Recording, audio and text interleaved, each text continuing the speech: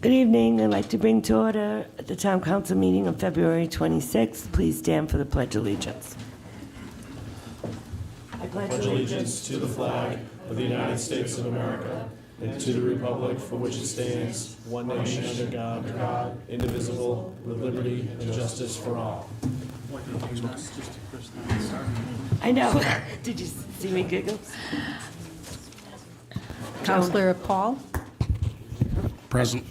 Councilor Edwards? Present. Councilor Janick? Present. Councilor Edwards? Present. Councilor DiMederos? Present. Councilor Burke? Present. Councilor Milbourne? Present. All here. Consent agenda. Approval of Town Council minutes, January 12th, 2024. Regular meeting. Councilor Janick and Milbourne abstain, absent. January 12th, executive session. Councilor Janick, Milbourne abstain, absent. Acknowledge receipts of minutes from boards, commissions, committees. North End Industrial Park Advisory Subcommittee 1, Open Space and Land Preservation 1, Historical Cemetery Commission 2, Zoning Revision Committee 1, Harbor Commission 1, Historic Preservation Advisory Board 1. Acknowledge receipts and reports from Town Administrator, Department Monthly Reports, January 2024, Town Administrator, Police and Fire Department Overtime, January 2024, Treasurer Charette, January 2024 Budget and Revenue Reports. Acknowledge receipts of correspondence. Letter from Karen Ephraim requesting follow-up concerns over lack of preservation and conservation efforts that was referred to Fire Chief Bailey at the 9/11/2023 meeting. DPW Director Rogers requests permission to submit, Rhode Island PDES MS4 2023 annual report to RIDEM.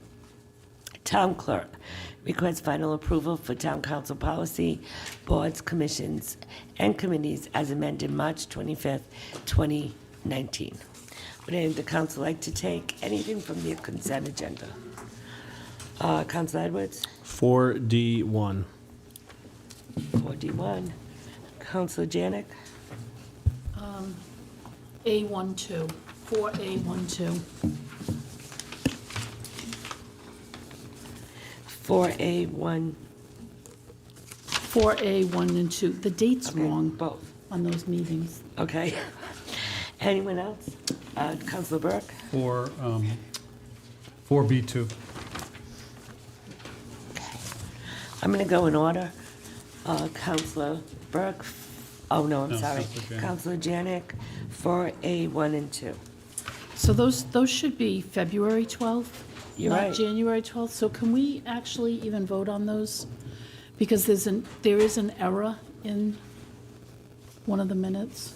You make the changes now, we'll repost them. You make the amendment now, and then we'll repost them for the next meeting for approval. Okay, so the executive session, No, you can't. Oh, I don't know. well, Yeah, it's just that it said I seconded something. I wasn't here. all right. Well, that she can do. Right? As long as it's not content, right? It was Okay. to close the meeting. Okay. It said I seconded, but it does, You seconded it all the way in Florida. and it did say at the beginning that I wasn't there, so. All right. We'll do that in executive session. So, We'll just amend, so the dates on this agenda were not posted. Wrong date, so So we'll repost them. okay. So they should be filed as the text. Councilor Burke, B2. This is not specific to the Open Space and Land Preservation Committee, whose minutes these are. I just want to point out in just a thing that we need to think of in item 1C of their minutes, it talks about the idea of a QR code to replace the booklet that we did a few years ago in conjunction with the Land Trust and others for hiking trails. Only concern is making sure that we always have hard copies, because some people don't use cell phones, don't know how to use QR codes, so I'd hate to limit it just to QR codes. And that's not just for them, but that's really for anything that we're doing with the public, is making sure that there's always an opportunity for those who are not as savvy at those types of things to be able to access. Thank you. Thank you. Yeah, like you. Councilor Edwards. All right, so Mrs. Ephraim is very diligent in her work, and obviously we received the correspondence. I'd like to know where we're at. I will tell you. Love it. We discussed it at the agenda meeting. The town administrator was supposed to follow up with Chief Bailey. He is not here tonight. And the town administrator is on vacation. So I will put this on the next agenda so that we... Motion been made in second. Any further discussion? All those in favor? Okay. I have one public comment from Karen, actually. Ephraim, is she here? Come on Hi, up, Karen. Karen. I don't know if we addressed your concern just now. You did for the most part, so I understand, you're gonna take for action. Okay. So You're I'm all, all set. okay. Thank you. You're welcome.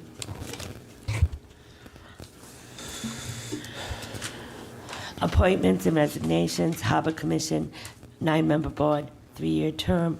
There's one vacancy, term ending 7/15/2025. We did have 2 applicants. The second applicant withdrew between the last meeting and this meeting. So the only one we have is Charles. Mike? Madam President, I'd like to make a motion to approve Charles E. Lawrence of 108 Long Pasture Way to the reappoint to the Harbor Commission for a term ending 7/15 of 2025. Second. Discussion? Motion made in second. Discussion? So I know we had another applicant, Yep. and obviously, I think I said at the meeting that this is one of the few times where we had 2 qualified applicants. Did the other applicant give a reason why he dropped out? Yes, he felt that Charles, this is for, that Charles has been a dedicated member and felt that he does good work and felt that he didn't want to be competition for him. He was encouraged if there was another opening to please apply. Okay, thank you. Motion been made in second. All those in favor? Congratulations, Charles. Thank you. Congratulations, Charles. Border licensing. Angela Cruz, Borderline Takeout, LLC, 2 Main Road, requests approval of Victorine licensing, subject to meeting all legal requirements. Is Angela here? Come on up, Angela's husband. That's okay. Hello, Mrs. Angela. Hi, my name is David Santana. I work at the Tiverton High School. Love this town. I thought you looked familiar. Yes, I do. I really love this town, and I want to open up a Mexican restaurant in town. I feel that Tiverton can use something new flavor, new spice, and I want to create a good atmosphere, you know what I mean, for the community. Also want to give back to the community, too, so if that's possible, I want to do that, too. I was trying to figure out where exactly this is. It's right over the line. It used to be the No. old Sin on Skin tattoo shop, Yeah, it's right on the Oh, border. it's there, across right from on the Chinese restaurant. borderline, yeah. All right, because when I was reading this, I was trying to figure it out. Any questions? Madam President, Yes. can you help orient, this is your front door? Yes, sir. So your takeout window is over here? Yes, sir. Okay, on State Ave? Yes, sir. Okay. So my one question is, how are you looking at parking? Because parking Yes, is sir. at a minimum. It's a takeout. There is parking in the front, in the back of the building. They also have a parking Oh, do they? because it's a tenant building. Yeah. But it's also a parking spot for the businesses that are there. Okay. And then there's also a parking lot across the street where everybody parks for Alice's that big Diner. empty lot? Yeah. Yeah. So the parking wouldn't be that bad. It's just they come in, get your tacos, and you know. I don't think we have a Mexican restaurant. We don't. Actually, we don't, and nothing. It'll be the first one in Tiverton. I cook very, very well. I'm from Chicago. I love That's why you Mexican cook well, food. because you're from Chicago? No, I'm from Chicago. I grew up around the culture. I'm Puerto Rican, though. I'm Puerto Rican. But I have 2 daughters in Chicago who are older. They're Mexican, so I grew up around the culture.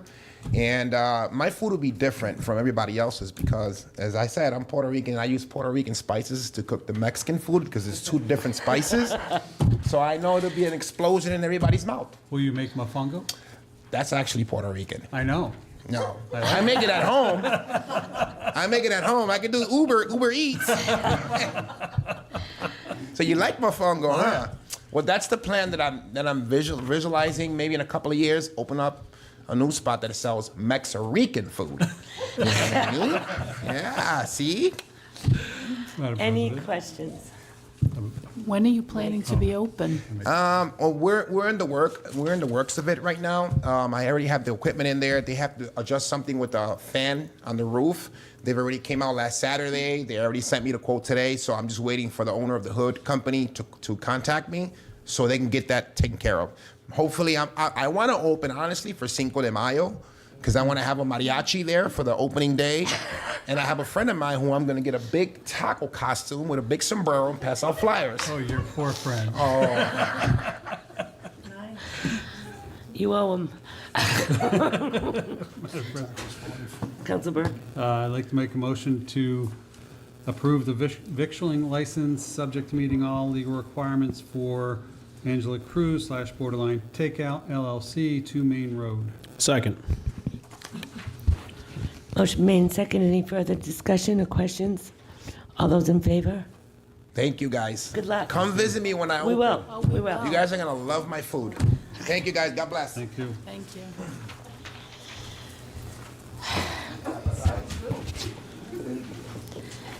Alison Murphy, B Green Kids Consignment Incorporated.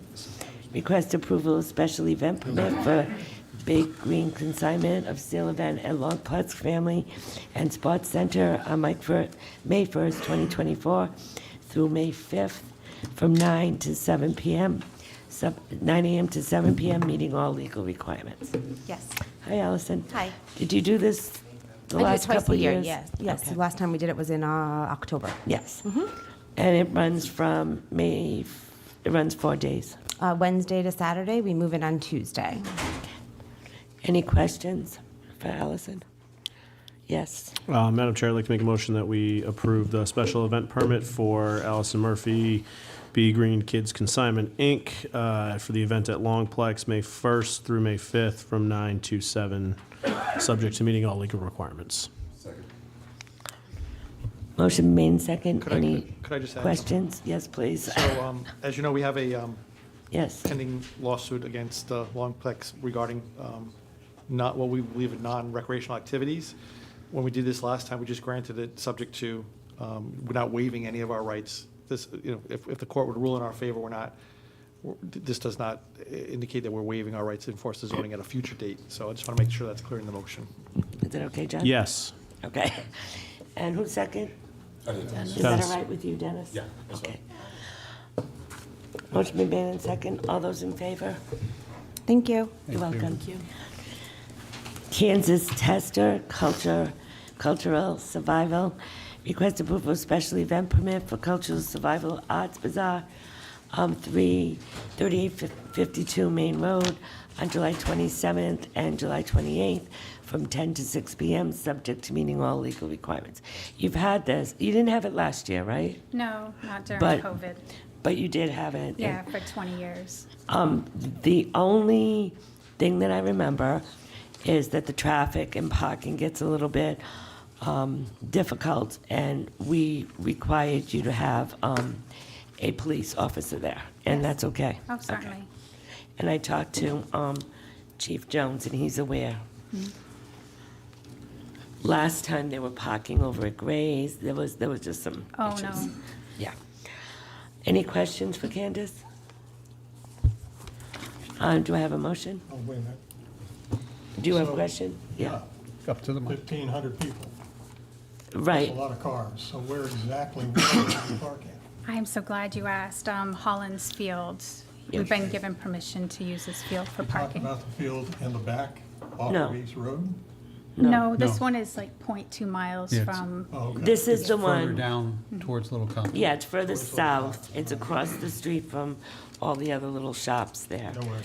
Yeah, and we've done that before for would them. we be able to have cones or something else to kind of designate an area for pedestrians to walk on the side of the street? What I suggest is that you contact Chief Jones. Okay. And he's not here this evening, but I'll be speaking to him later.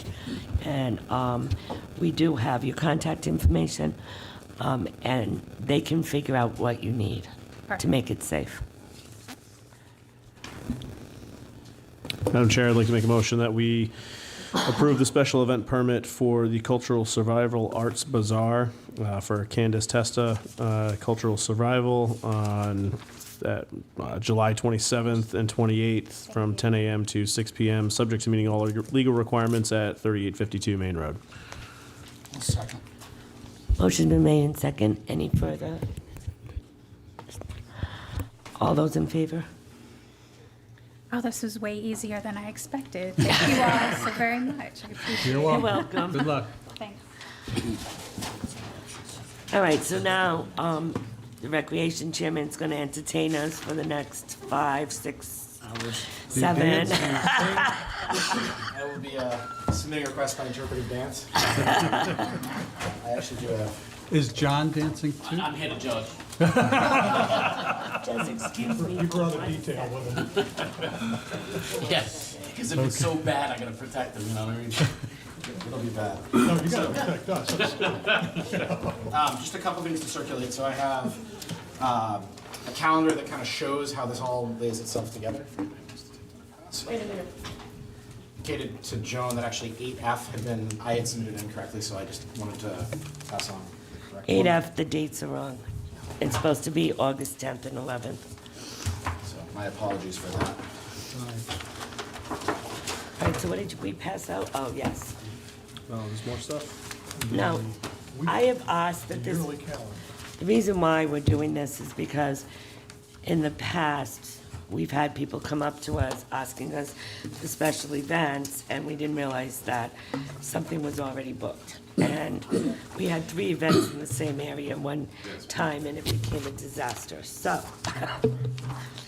We do have on the Tiverton Recreation page, there's a calendar, and obviously you need something slightly more robust, but we have broken down by field or facility what's on there, and it gives you details for leads as well. I like it because when I look at the agenda, I look to see if the date is, okay. All right, so you want to do the first one? Implement a new field use policy and structure. Sure. So very quickly, the impetus behind doing this is that there really wasn't anything that would allow for recreation to charge for field use in certain cases, and where this became important is we're getting more and more requests for tournaments in particular.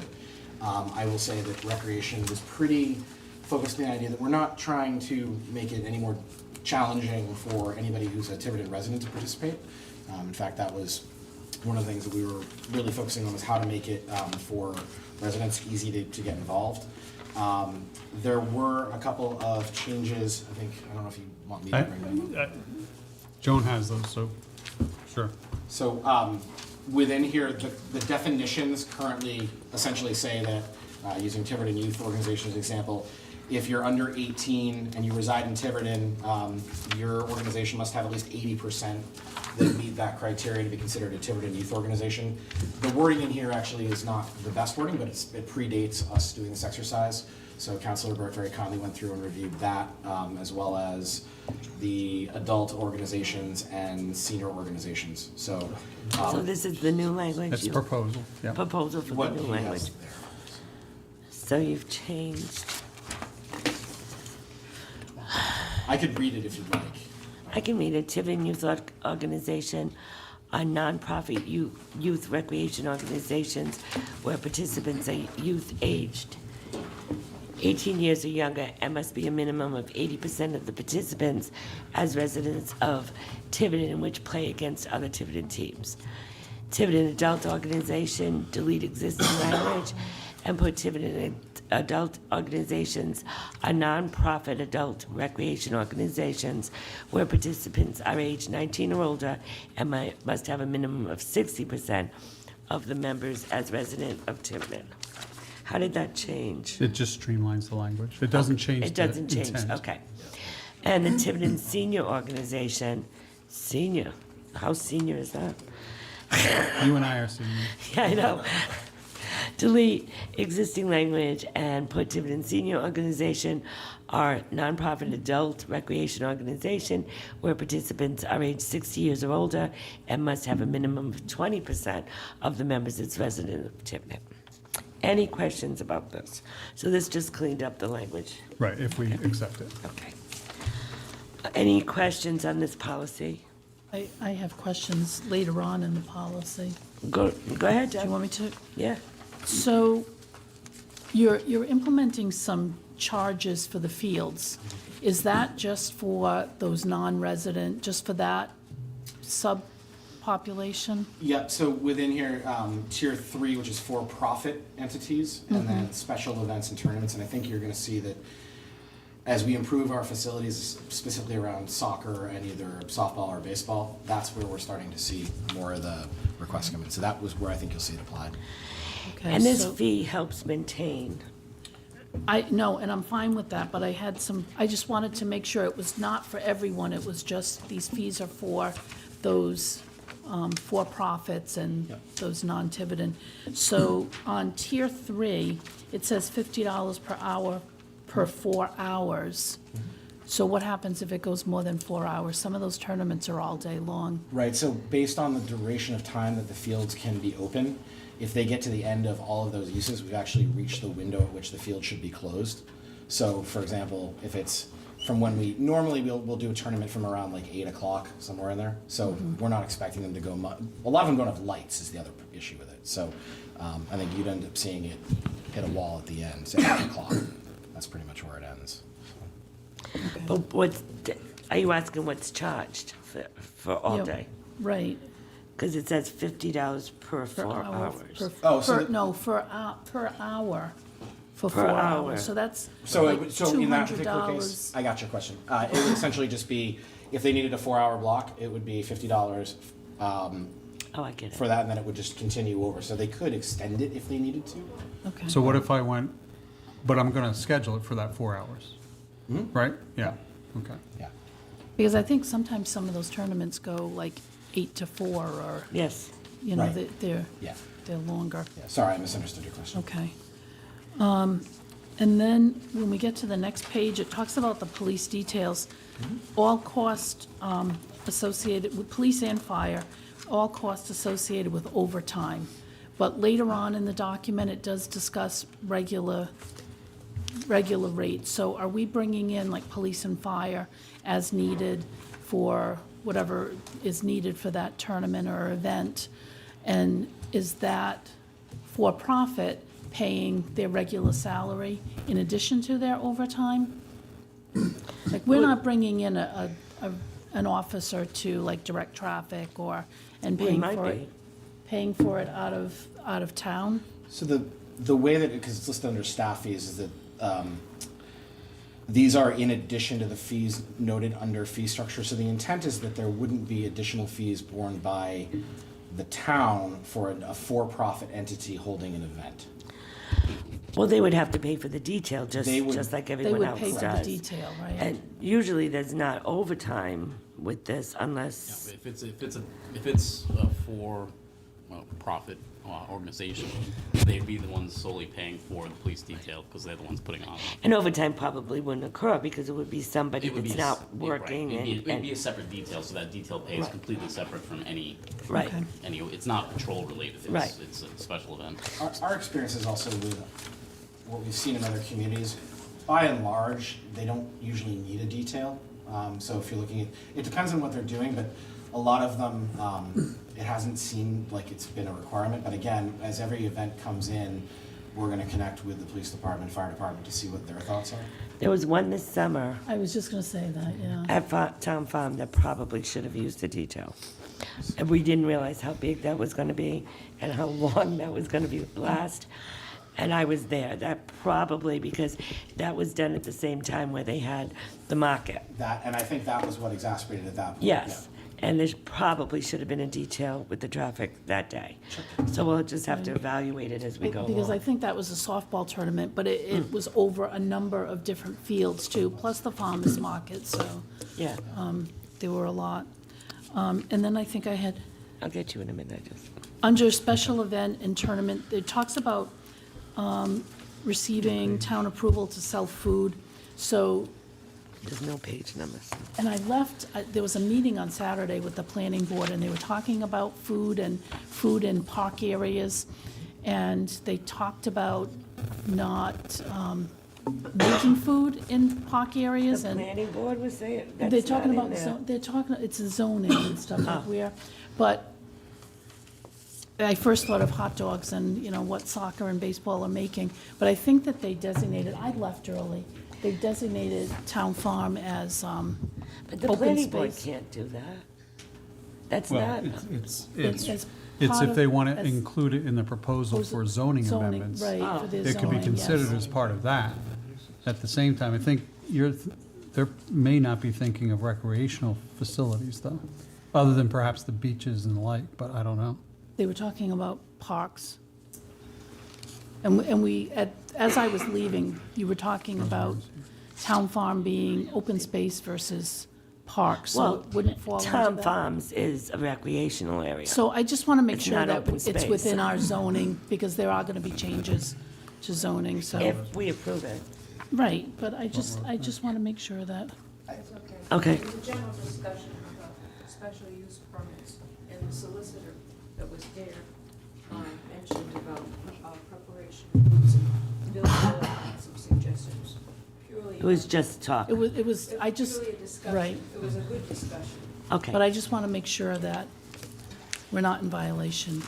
No, I think it's a good point. I think our intent was really, as it indicates in here, more focusing on at tournaments, you'll have companies that will come in and do custom apparel, and we wanted to just make sure that they were getting appropriate approvals from the town council before proceeding. But, I don't think we were necessarily focused on the food side, but it's a valid point. And then my last thing, under athletic field lining, number 1, it says lining of town, I think it's supposed to say town fields.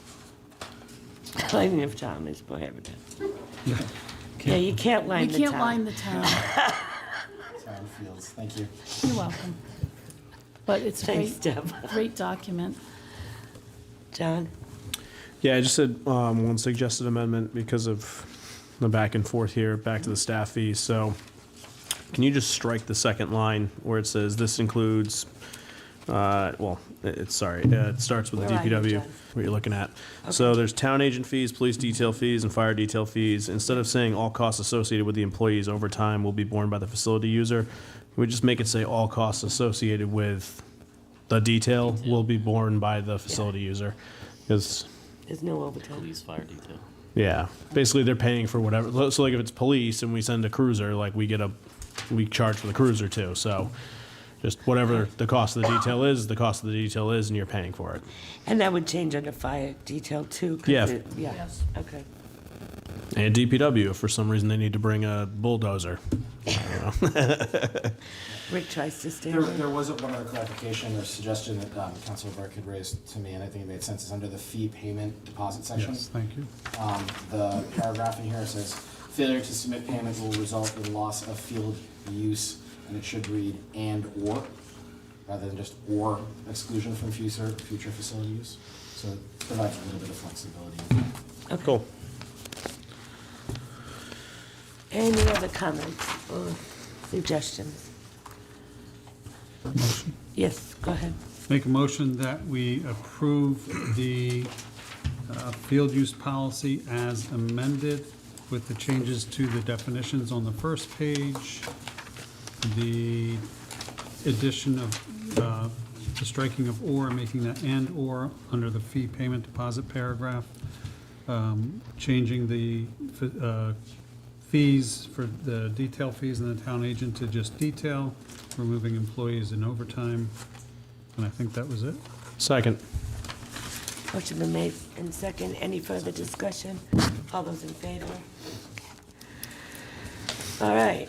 Child Safety and Wellness Day. That's June 1st.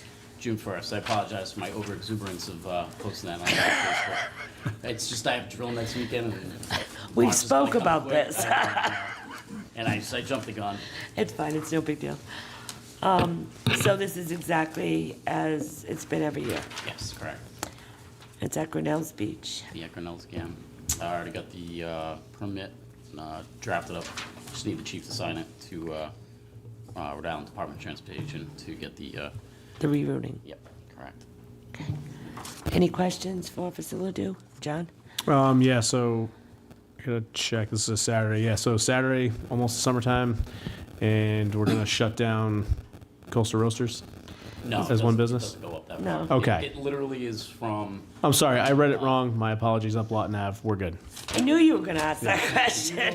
Ultimately, it's Lawton to Red Dory. You're gonna make John Okay. coffee on Saturdays when these things are I closed. make it at the house, but Oh, this isn't at nighttime. I was just No. thinking of the Red Dory. Red Door's Owner. closed Oh, it's closed. Saturdays at that time. Okay. And then the offices across the street, they close at noon, so, I mean, He's never had a problem with no, this. I go in and let everybody know, and everybody is very, very cooperative and more than willing to help out.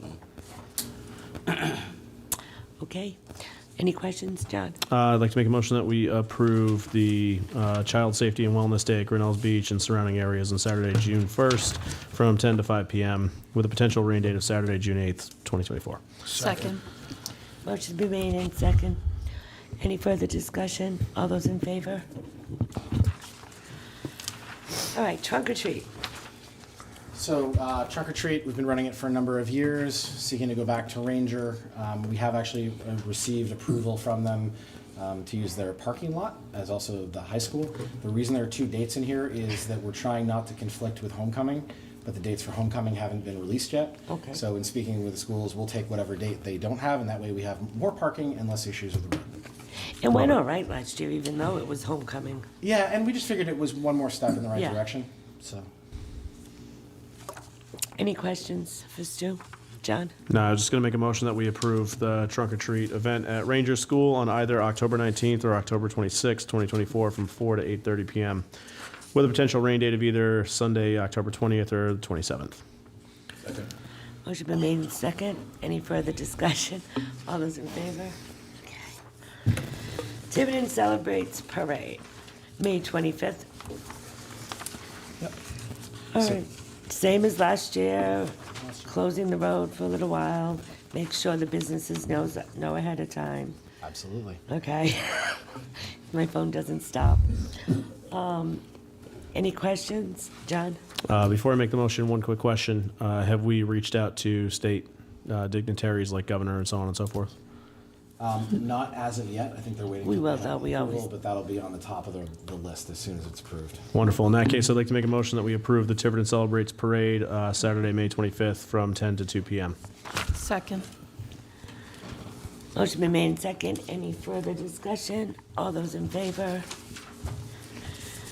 All right, request for special event, permit and permission to close Main Road on Saturday, 25th, from 5 to 10 for fireworks display.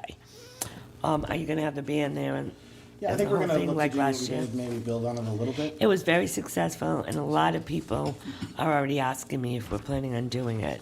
It went over very well. Well, the fireworks are in our budget request, so. Yeah, I know. And I have an idea about that. The only thing that I do have to say, are we gonna close? Yeah, so this is the one where the Red Dory owner This is the one was with the red concerned dory. about traffic flow. Right, and he was very happy because what they ended up doing was saving him Yeah. a whole bunch of spots, and we let them come into the private parking space. Yep. And all the conversations I had with him that night, he seemed all right. And or I the did manager. communicate to him that we were putting this back in with the dates on it. We didn't have any exchange on it, but he was made aware. I think the only two things that really stood out from last year that we're gonna look at, one, increasing the number of buses at the conclusion of the night. And then the second part to it is where the route might be, where buses are going relative to where traffic goes. How about So- closing Lawton, though? Well, and that's kind Because of what we last wanted. year, we didn't do that. We didn't do that. That was to accommodate the red dory, wasn't it? No. No, and because we what- let them in. One of the things we were looking at is we could potentially have that as just a route for buses, but move the through traffic one road prior. But we would want to sit down with the police department and determine what they think makes sense as well, and then also communicate with the residents. Because what happened was when the buses came in, there was traffic coming this way. They were hard We can kind hard of to utilize the same setup that I have for safety day, you know, as far as rerouting and, Yeah. you know, and then just allow only buses to pick up. Right, and we still have a detail up at the top of the road, say, are you going to eat at the Red Dory? They come in, Sure, I am. no, because there's a detail right at the gate of the medical building, and if you go by, they stop you. And then the kids were watching to make sure they got out of their car and went to the Red Dory. Well, and I may be defeating And the I purpose. think we had Bob over there, Bob Sodoma was out there too, Ghillie suit. making sure that people were actually eating. He's right, didn't we send him over there at some point? Well, and I may be defeating the purpose of doing it by saying this, but we also set up a separate page on the Tiverton Rec website, and we sent it to Aaron of the Red Dory that he could direct it to his customers. So there may be a way that we can kind of give them some, Yep. you know, like easy access. And we spoke with the manager on and off all day, and it seemed to go very well. Like, we were very accommodating. Thank you for your help. We actually put Bob Sodoma there to make sure everything was okay. You went to scare his customers? Yeah. So, any other questions? John? Madam Chair, I'd like to make a motion that we approve the Tiverton Celebrates Fireworks display and close Main Road during the event Saturday, May 25th from 5 to 10 with a rain date of May 26th from 5 to 10 and require the chair or his designee to reach directly out to the Red Dory and let them know. He's best friends with the guy now. Do I have a I second? see Aaron like every morning, so Do I have a- if you don't call him, I'm gonna know. Any further discussion? Jay? Yeah, so I was in the thick of it last year. I highly recommend no parking on one at all. Yep. That became gridlock. I don't know why, but it took me 15 minutes to get from where I was parked at the medical place to the first right. Now- And there was people walking, and every car that I saw coming down turned right and went to Fall River. And believe me, they weren't paying attention to pedestrians. Now, Jay, if you would have stayed late like we did, I didn't know they went to Fall River. I don't know how he knew they went to. Because we got outlooked. Stu and I You followed them? Stu and I stayed late, so we had perfect way. There was no traffic on the way home. 11, 11:30, 12. We were cleaning up. I think, to your point, Councilors, we definitely recognize that we need to improve how the parking flow would work. I think year one, there's always pieces that aren't gonna go the way you expect them to. Got a really clear path in what we wanna do. We were pleased with how the water-based and shoreside stuff happened. We gotta take care of the other pieces to it, so we recognize that. If we need to, we have sign, you know, police request no parking signs that we can post all up and down lawns, so just make sure that it stays clear. I do have to tell you, it was the first time we did this, and the police were so great, and they just were going along with everything that was happening. And it was planning as we went along. It's a learning process. But let me tell Kids were great. you, the police were. Don't you agree with me? They were outstanding. Really appreciated all the work that They were outstanding the way that they were there for us. I believe Lawton Ave, correct me if I'm wrong, but that's a resident parking only in the summertime, so They were parking there anyway. all it would honestly, like this, if people are gonna park on Lawton Ave and they don't have a resident sticker, this is an opportunity for the town to make a couple dollars. Just send one of the other officers up and down the street and write tickets. Noted. Like, there wasn't an officer that could give tickets It at was that a challenge for point. the buses, I think, to get through. The And buses from a were- safety standpoint, that's what we looked at it and said, okay, we'll try to correct it. But my point would be is that some of those residents may require the on-the-street parking, so you don't wanna negatively impact them. That's all. I see too many residents parked on. Rick, did you want to say something? Come on up. Rick was a huge part of this also. Rick and his bulldozer. Denise, I'm not saying I disagree with you, John, but I'm not sure that Lawton Ave is, or at least all of it, is resident only. A good chunk is. The side streets, yes. So I'm not disagreeing with you, Right. but I'm not positive about it. Worst case, we can always bring that back and make it all resident only. Yeah, and I do have to say that Rick stayed with us for 12 hours. Request, no parking. I believe, actually, I think we have this, like, cardboard signs. Yeah, the cardboard signs. Okay. All right, any further discussion? Do I have a motion? I made the motion. Oh, I'm already sorry, and there made was and seconded. discussion. All those in favor? I'm sorry, we went a little off. All good in the hood. Tiverton Police Department and Tiverton Recreation, request for special event for National Night Out event, June 1st, 2024, 10 a.m. to 5 p.m. And this is the softball game. Correct. This is the one that, oh, changed the dates. Yeah, it should be August 10th. Oh, I'm Rain date, sorry, I August said 11th. that, but I It's, didn't. it's always the first Tuesday. Typically, it's a national event. All police departments throughout the country celebrate this. Usually, it's held on the first Tuesday, of August, but we kind of want to make everybody available to go since, you know, Tuesday's typically a work night, you know, this morning. Well, it's the holiday So- weekend for Rhode Islanders. Right, so August 10th, we'll make it an occasion, August 10th. Madam Chair? Yes. Motion to approve the request to hold the 2024 National Night Out event at Bulgarmarsh Recreational Area on August 10th from 10 a.m. to 5 p.m. with a rain date of August 11th for the same hours. Second. All those in favor? Just the dates, the times is 11 to 7. Oh, did you change that too? The times, maybe, The event that's is, okay. If it's, the times are maybe fluid somewhat. So what's the earliest and what's the latest? the 10 to event was 7? slated for 12 to 6, so by extending it till 7 on the end, it was giving for an hour Okay. for breakdown on the back end. So Yeah. what time at this start? Say 11 to 7. 11 to 7, okay. Last year, I believe, it didn't go as long as the year before, so the times are always a little tricky. So amend that to 11 to 7 p.m. Okay. All right, Beat the fire department. do I have a second? Was there a second? Dave seconded it. Oh, Dave What did we seconded. say about Motion's been made, all those in favor? Last time the fire department won. Oh, Yes, they did. That's all right. We All right. won 2 games the year before. Summer Concert Series, July 12th, 19, 26, August 2nd, 9th, 16, and 23rd. Rain dates with August 30th and September 6th, same as the last couple of years. Okay, any questions? Do I have a motion? Madam Chair, motion to approve the 2024 Summer Concert Series at Bulgarmarsh Rec Area, July 12th, 19th, 26th, August 2nd, 9th, 16th, 23, from 6 to 8:30 p.m. with rain dates on August 30th and September 6th. And approve the funds to advertise related to the sound variance. Second. Motion's been made and second, all those in favor? Okay. Summer Movie Series, which is a little different, at Pocasset Field on July 23rd, 30th, 6th, and 13th. It's a Tuesday nights? No, Tuesday night. Tuesday nights, from 5:30 to 10. Rain dates on August 20th and 27th. We did this once or twice before. Yeah, it's Once. happened sporadically. Yeah. The parking was a little tough, so I mentioned this to you.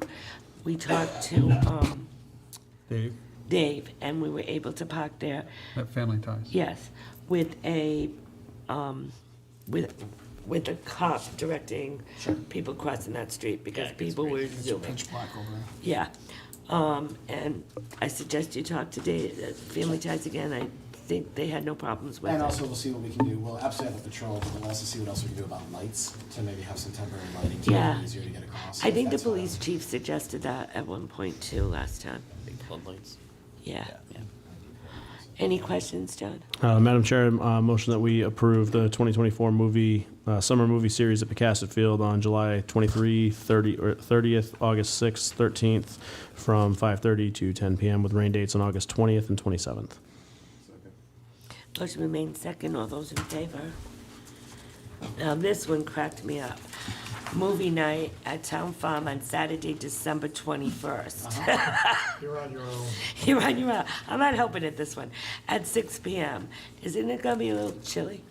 So I think, first of all, the initial plan would be to show Elf, in case anyone's wondering. But the thought here is that in the past, we've done the tree lighting, and there hasn't really been more that the town supported. We got into doing the Hanukkah celebration, which was great. But we want to do something that would bring people together. So there is a possibility of getting like the temporary propane heaters to put out in the field, and then providing hot chocolate and something along those lines. I think just a chance to kind of bring the community together. It seemed like kind of fun. Break out your ski gear. Oh, I will. I'll be all ready. Nothing wrong with playing outside in the winter. I hope it snows for you. The snow coming, like it's the snow. December 21st, it's gonna be weird out there in the snow with a lawn chair. Yeah, out there in the snow with my lawn chair. All right. Any questions, John? Madam Chair, I make a motion that we approve the holiday movie night at Town Farm on Saturday, December 21st, 2024 at 6 p.m. Do I have a second? Second. Motion remains second. Any further discussion? All those in favor? Okay. Wow, that was pretty good. Okay. Well, I do have a question quick. And what? You gonna have porta potties? On the 21st? Yeah. Probably if we end up, yes. We're gonna have to have something. Well, if you're there. giving hot chocolate and snacks out, you might wanna think about it. We'll take a look at the They're additional. normally not there. Getting old there. Okay. All right, thank you. Don't want yellow snow. Assessor Roberts isn't here tonight. Assessor Robert is out sick. Okay. He's been out sick for a few days. He asked that this be We'll continued table it to the next meeting. Okay. I was hoping we told him about it because we were gonna, okay. Yeah, he gave me a call today and said he wasn't, still not feeling well. Vice President Burke, discussion possible vote to appoint a council member to the semi-quadcentennial commission. Didn't duck at that time. What? Quincentennial. Quincentennial. I can never, that just gets me. So on our wants to do it? resolution, we have one council member to be appointed to this commission. That's very short, this. That's what I should have said. And I know my name has been attached to this, but that's only because for some reason I got an email from the Yeah. Secretary of State's staff member on it initially and put it forth. So I have no pride of ownership to this at all. And if anyone else, I'm happy to have somebody else do it, actually. Does anyone want to do it? I'm already, like, David, you want to do it? Not volunteering. I can't make anybody do it. You want to do it? I will start it off. Okay. Let's put it that way. I'll tell you, you start it off, and I will help you if you need it. It's only, You can pass yeah, the and it's gonna be minimal meetings at first, but until we get closer. So Okay. I need a motion from Mike Burke. Madam Chair, I'd like to make a motion that we appoint Council Vice President Burke to the Semi-Quincentennial Commission to represent the town council. I don't know, John, you said that pretty well. Not me. Yeah, yeah, see, I can't be on it, I can't say it. Motion been made, second, all those in favor. Who seconded? Oh, Dennis did. Let's someone go, Dennis. did. Can you say it? Can you say it? So what? Semi-quincentennial. Semi-quincentennial? There, he says it too. He could do it. Oh, I see. Yeah. Counselor Edwards, discussion possible vote on yeah, and you were, yeah, you should know better. Discussion possible vote on review and approve potential changes to the board and commission and town council governance policy. Wonderful. All right, so since board and commission is first, we could talk about that one. Obviously, we just got the revised one. Yeah. So I don't necessarily know that we need to make any radical changes to this. On the revised one that Madam Clerk did put out, all seem to be pretty straightforward. I did receive some comments that from constituents that maybe we want to have like an opening and closing period, so seats don't remain open indefinitely for new applications, but I think it's pretty straightforward. Other than that, Which one are we doing right now? boards and commissions, Okay. because it was listed first in the I'm agenda. sorry, I didn't. So John, what specifically, so on 12G, what are you looking to do?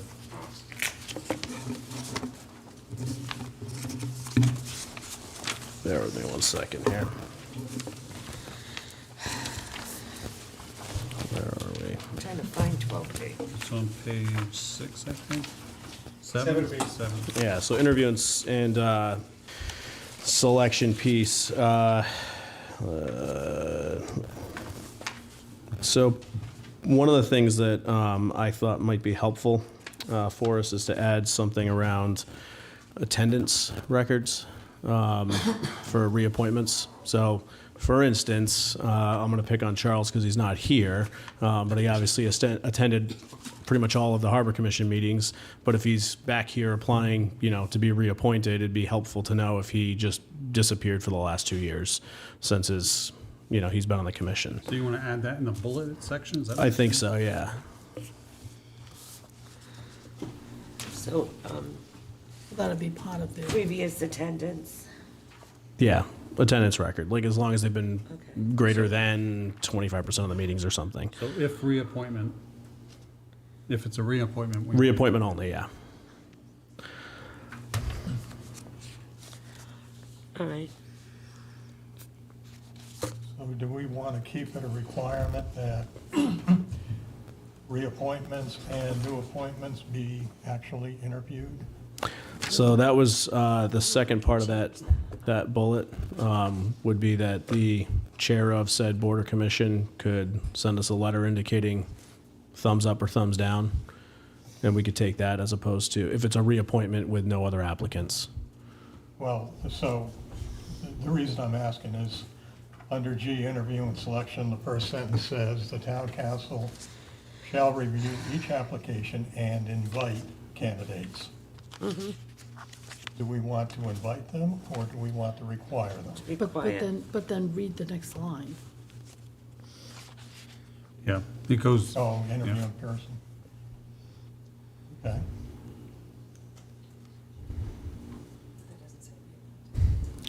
Yeah, so at the end of the second sentence, in addition to, for reappointments where applicants do not exceed available positions, maybe keep the or other special circumstances apply, or the board chair sends a positive letter of recommendation.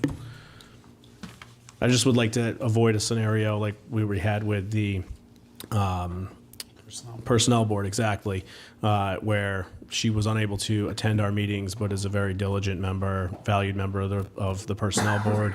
There was nobody else other than her. She did end up. And she did end up coming, but it took us like 3 months to get through that. I'd like to provide a mechanism where we can take something under advisement from the chair of that board. Does anyone have a comment? I find it very valuable to have even reappointments come before us, because I think we've probably cycled through many of the individuals now, but as a new council member the first term, some people I didn't know very well and I wanted to hear from them. I hear what you're saying, John. I'm wondering if that special circumstances apply covers that and we just pay more attention to that. So for Joy, and I knew Joy, I knew her beforehand. Perhaps that's something we decide, okay, this is a special circumstance for July, and so we don't require her to come. I'm just trying to think out loud, because I trust our board chairs, but sometimes it's just meeting that person in person is helpful too. My only other problem with this is, suppose we had heard complaints about this person, or many of us go to meetings and see what goes on. I think it's only fair that a person is allowed to come and answer our questions about what we saw and what we did, instead of them sitting at home thinking they're gonna get reappointed, and then they find out the next morning the council had concerns about you, you weren't there to answer to them, and they didn't appoint you. That's my only problem. I would hope if there's somebody as contentious as that, when Oh, we did, the reappointment comes up, you would, the council chair or somebody or the clerk would reach out and say, You should come. you should probably show up to this. But see, the council, I don't know what you're all thinking either. So, you know, which I should know what you're all thinking, because that's a rolling quorum. So, I would just rather I don't have it be know. a requirement that can be relaxed in a specific. we can put it as a requirement with special circumstances, with the majority of the council approving. We did have a circumstance where there was someone who was kind of homebound, and they would, yeah. I'm just trying to think. And was having difficulty getting out. It would have been You're right, difficult you're right. to And come we- in. And we allowed her to be reappointed. So I just, I'm not suggesting, by the way, that this is absolute. I'm suggesting that we put something in there so the boards and commission chairs understand that, hey, this is one of the special circumstances would be, I really want Joy back on the personnel board. I'm going to Yeah. write a positive letter of recommendation, extol how awesome she is. Oh, by the way, there's nobody else. Let's Right. not it wait 3 months. It would be nice for the chairs to send something. I know Bruce sends something all the time for the Harbor Commission, but I think he's really the only one. Yeah. Stu does. And then, of course, if the president got a letter, because when she's doing, he or she's doing the agenda, and she sees that it's not a good recommendation, then of course you reach out and say, we Yeah. need for you to come and answer questions, but, So, And hopefully the liaisons are aware of what's going on and also well, you never know, though. provide, well, you would hope, would provide a heads up. so, Yes. trying to read this in its entirety right now. So, John, what would your proposed language at the tail end be? So I would say, you know,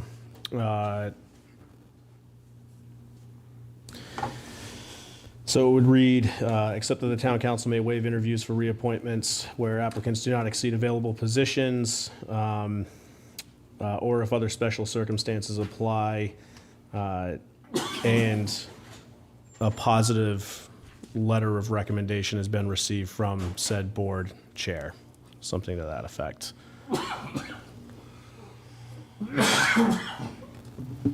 Okay. I said, or the board chair sends a favorable letter of recommendation. Love it. Yeah. I knew you'd wordsmith me up. So, I gotta pay for that cost. yeah, so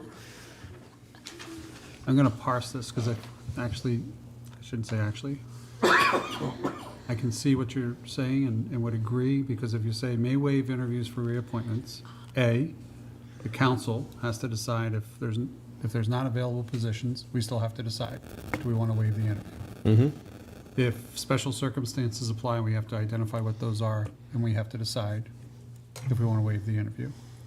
And if a favorable letter is received, we have to decide if we want to waive the interview. So I can see that. My only suggestion is whatever we do tonight, I'd like to see it in writing before we finalize it, just because we're Sure. throwing language around. You can make it as 1, 2, 3, 2, probably be easier. Make it as Oh, 1, yeah, 2, 1, 2, 3, yeah, bulleted or whatever, yeah. Cool. Okay, Can I go back to the attendance for a second? yes. I don't want to revisit it, but on page 3 of 8, it says that if you miss 3 consecutive meetings without just cause, you can be removed upon recommendation by the board chair. So I don't know how that doves in with the 25%. Yeah. I just kind of threw that out. I didn't know what. Yeah, but it would be So just attendance record, general? attendance record, yeah. Okay. We'd like, I mean, again, we don't want to reappoint somebody who's been missing in action for the last 2 years. Okay. So like the 25%, most boards meet once a month, and So 3 would be. it's 25% of the regularly scheduled meetings. So those are the meetings that would be on the annual calendar, not additional ones that come up. It doesn't say that. Well, it did at one time. Yeah, it did. Page 3 says any appointee who is absent without just Yeah, cause well, for 3 this got consecutive. changed, yeah. this one, yes. Consecutive meetings may be, so it's whether regular, special, the consecutive meetings. This is the most up-to-date now.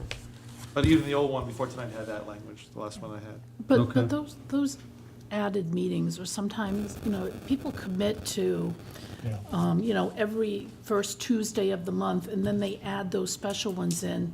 Planning board adds in Saturdays, and some people can't do that, so. No, I get it. No, it wouldn't be, yeah, you're right. Do you know what I mean? Right. That's not fair. Well, that would be, Because we do the same thing too. Right. that would be We just do the same cause. thing.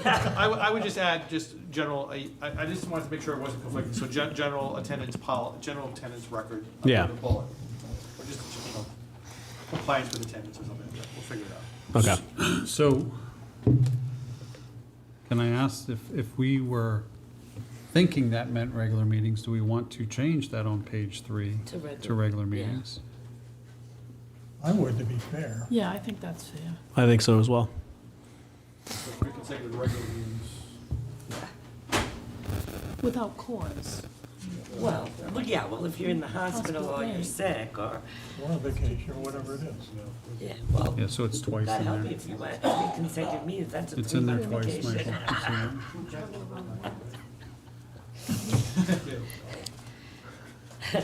Michael. Okay. So So, one other thing on page 2. 5, board organization. Each board shall, among its membership, would it be better if that read, each board shall from among its membership? Where are you looking at? I didn't hear you. section 5 on page 2, Oh, okay. Page 2 of first 8, sentence. 5, board organization. Yeah, shall from. Yeah.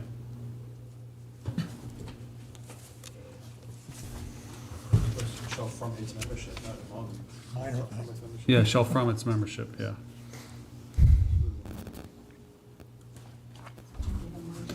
And then, John, you had another, Yes. So this would be a new segment. 12H is the next in line. Whether or not we wanted to add specific qualifications for what we're looking for on some of these boards. So for instance, zoning's obviously dealing with, plans and, reading zoning appeals, so preference towards people who have ability to read construction plans, or like architects, or people in the construction field, or I just think for some of these boards, we want to make sure that it's relevant experience so they can hit the ground running and, be involved. So one of the questions that came up when we interviewed both Charles and the other guy, I forget his name, both of them stood up there and they said, well, we both have a boat. That makes sense for the Harbor Commission, right? But what about for the others? And rather than have it be nebulous, perhaps we go board by board. Here is what the council is looking for composition. and I had thought, because I was talking with Michael beforehand, I had thought in state statute, zoning and or planning had specific, not requirements, but suggestions. Yeah. But you say they don't, okay. But we could do that through the interview process, couldn't we? Yeah, I mean, it's just a policy question, but I think it would be hard to kind of lay out a framework of what you want in a policy, because then if you don't, you might not get people who I meet was that just gonna say, criteria. Yeah, what if you don't get those people?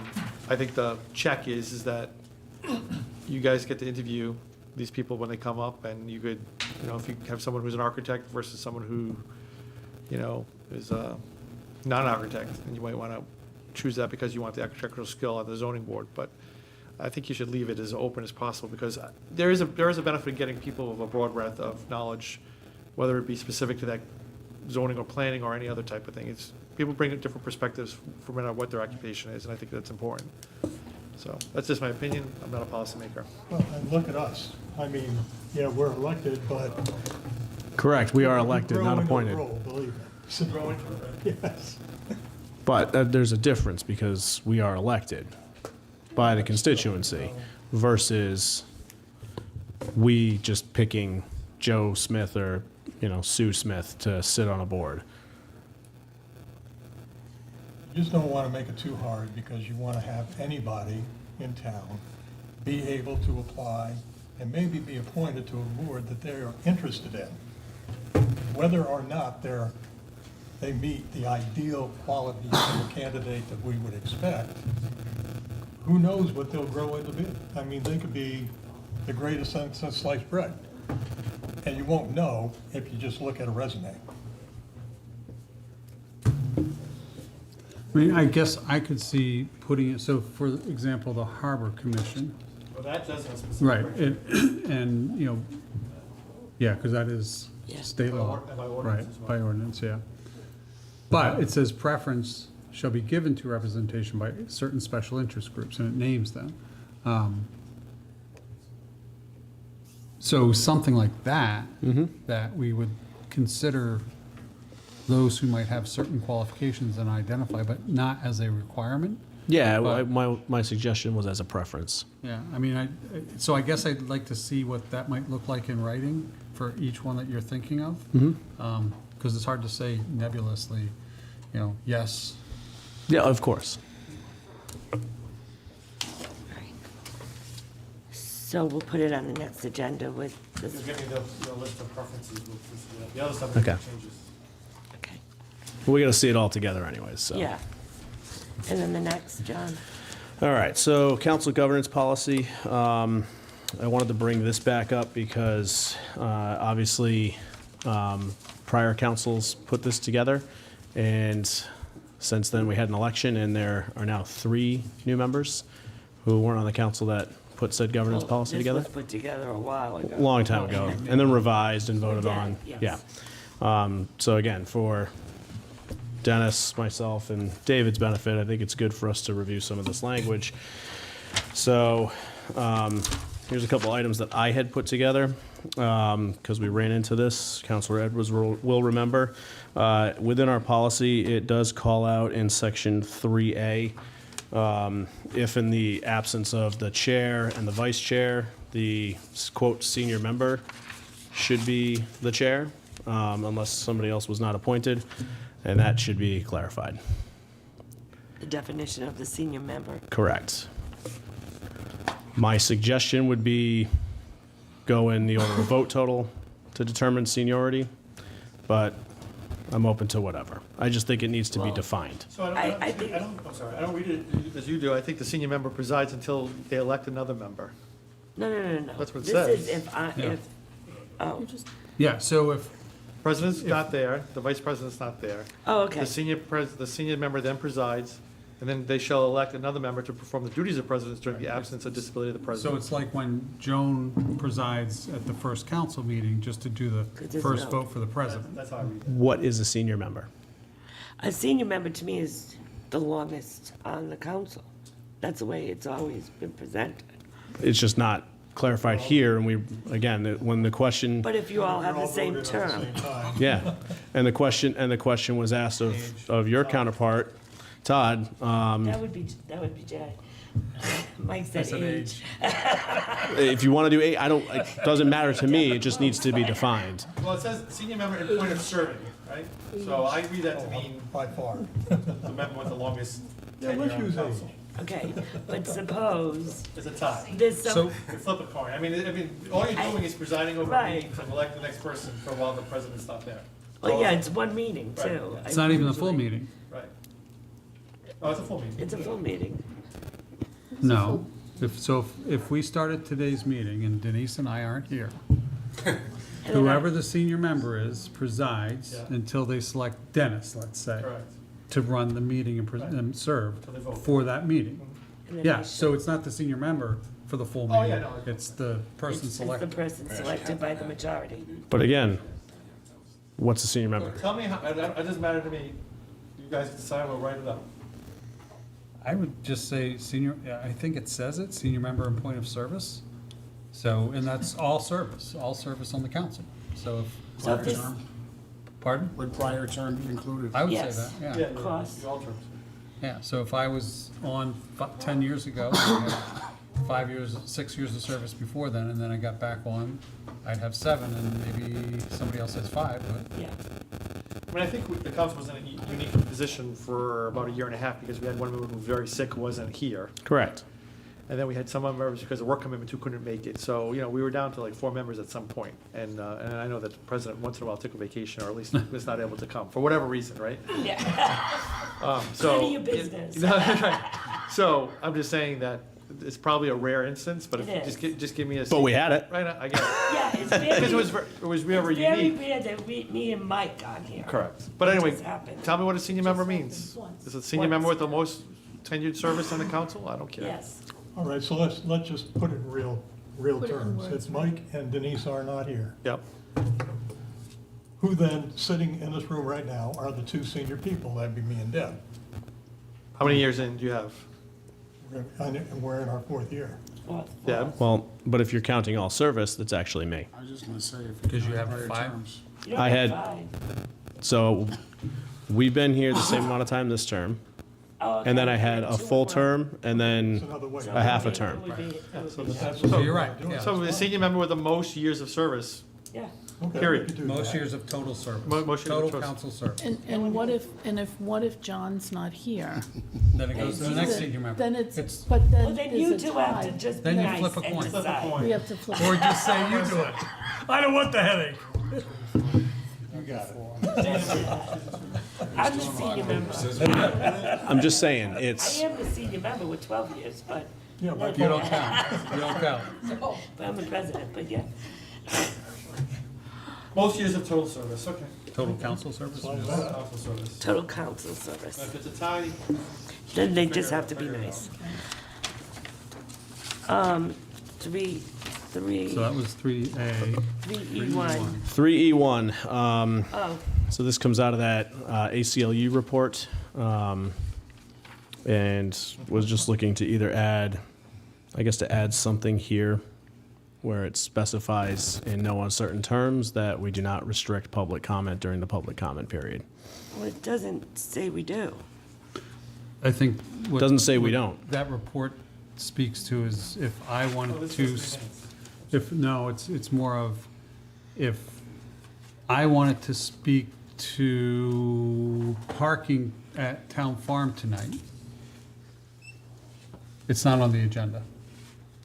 So therefore, It's a public, so you can speak 3 minutes. Say something along the lines of, members of the public may speak on any topic they desire. For some reason, I thought that was in here, but it isn't. It's not. It used to. It was so a what publisher. if we put after public comment, regardless of whether It is on the agenda. the topic they wish to speak, to which they wish to speak is on the agenda. this is the first sentence? Yeah. Yes. So you do a comma, Well, make it simpler. no, but it says on the agenda, the period designated on the, during any period designated on the agenda for Right. public comment. So that's, Oh, no, oh, that's the period for public comment. Okay, okay. Yeah. So maybe just say on any topic, either on the agenda or not. But it'd have to be in the open.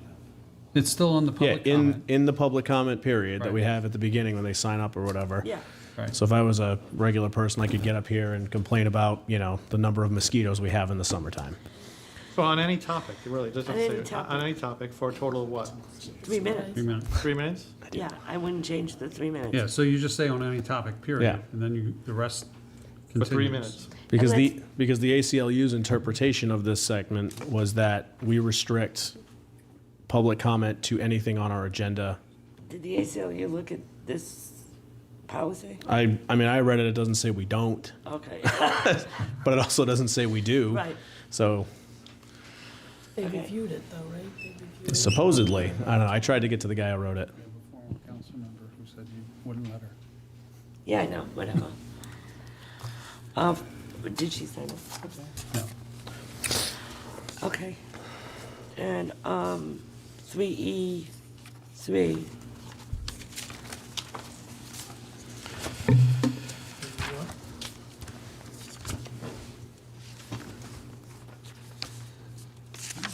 All right, so.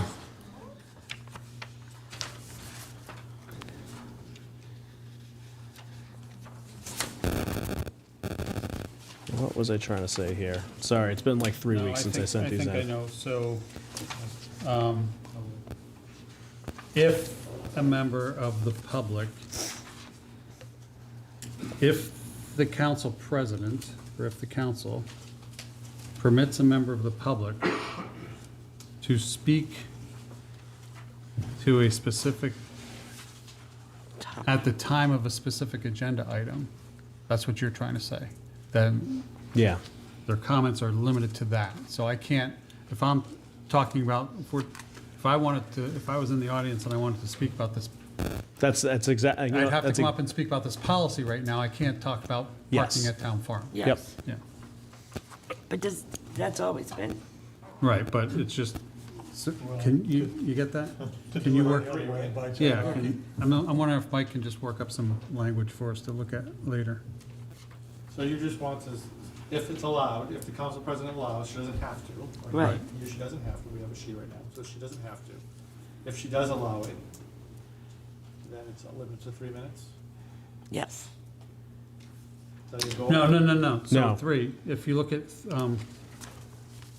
3, what is this number here? 3, page 2 at the top. Yeah, 3E3 at the top. Yep. Right now, members of the public, it flows Here's, from, all right, now I'm back in my head. So where it says members of the public shall address their comments to the question under debate. So it's segmenting that in 3E1. This is anybody can get up during the public comment period and talk about anything. In 3E3, we have to clarify the language because it would be if the president allows, somebody to come up and talk about this specific item. So members of the public shall Yeah. address their I think comments. taking 3E1 and 3E3 together gets the ACLU to, we don't allow public comment on anything but what's on the agenda. So Well, those would no, be 'cause two you separate just periods. clarified it. Yeah, so we just clarified that it's any public comment on any topic. Right. And now this would be related to giving preference to Tiverton residents, but Or any only, resident. or, Anybody.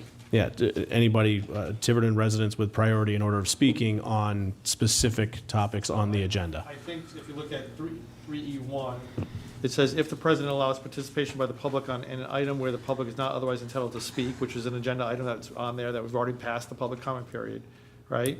Then the president shall allow all wishing to be heard a reasonable opportunity to be heard, subject to reasonable constraints on the length of comments and the number of speakers, right? That allows, if a member wants to, if the council president wants someone to speak on this, come up today, talk on this, they could come up right now, say, can I speak on this?